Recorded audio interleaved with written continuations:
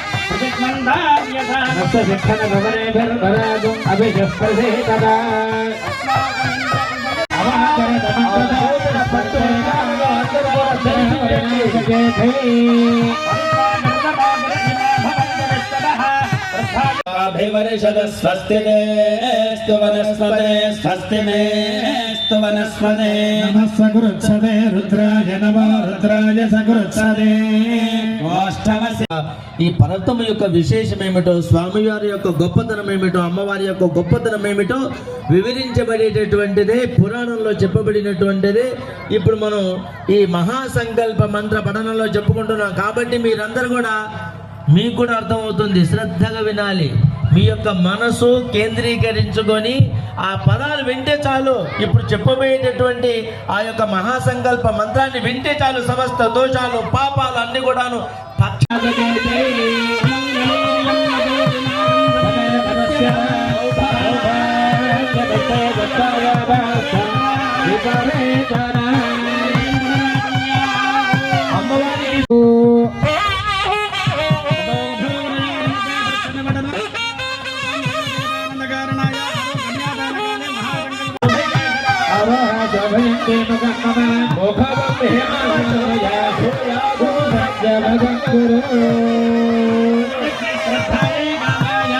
పాదాల మీద పుష్పాలు అక్షతలు వేసి నమస్కరిస్తున్నాం. ఇప్పుడు జరుగుతున్న తంతు మల్లికార్జున స్వామిన సింహాసనారూఢం కృత్వా స్వాగతం